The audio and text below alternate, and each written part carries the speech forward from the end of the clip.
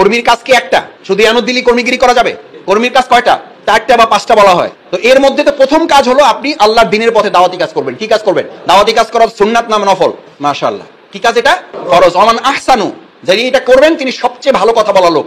Oman আহসানু কাওলাম মিম্মান দাআ ইলাল্লাহ। আর যিনি এটা করবেন না, ভালো করে বোঝেন, করলে তো ভালোটা করলেন। কোরআনে 2 ধরনের কথা বারবার বলা আছে। যেখানে জাহান্নামের কথা বলা আছে সেখানে সাথে সাথে কিসের কথা আছে? যেখানে ভালো কথা আছে সেখানে আপনাকে সতর্ক করার কথা বলা আছে। ওমান আহসানু, আপনি আল্লাহর পথে ডাকলেন, এটা সবচেয়ে ভালো কথা। আপনি আল্লাহর পথে ডাকলেন না, ওমান আজলামু, আমি সবচেয়ে বড় জালিম।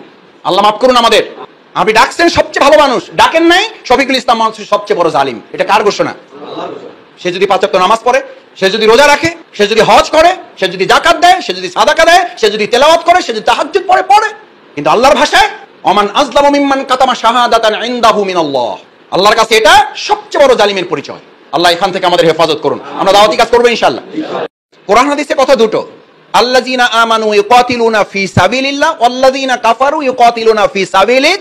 আপনি ঈমানদার, আপনি আল্লাহর পথে লড়াই করবেন না সহযোগিতা করবেন? কোরআনের নির্দেশ হলো সহযোগিতা করেন। কি করেন? আপনি এটা ঈমানদার, আপনি জামাত করার কথা বলা হয় না। যদি ঈমানদার হন তাহলে লড়াই করবেন কার পথে? শয়তানের পথে? আল্লাহর পথে।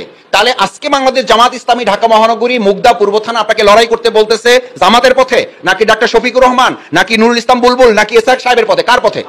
আল্লাহর পথে। এটা ঈমানদার হিসেবে জামাতের দায়িত্ব না, এটা আপনার নিজের দায়িত্ব। এই দায়িত্ব জামাত আপনাকে পালন করতে সহযোগিতা করছে, এই জন্য জামাতের প্রতি আপনার কৃতজ্ঞ থাকা উচিত। এই কারণে এই আহ্বান জামাত না জানালেও নিজে ব্যক্তিগত উদ্যোগ নিয়ে এই দায়িত্ব আপনাকে পালন করতে হতো। আল্লাহ তাআলা ইসলামী আন্দোলন হিসেবে বাংলাদেশ জামাতকে কবুল করুন।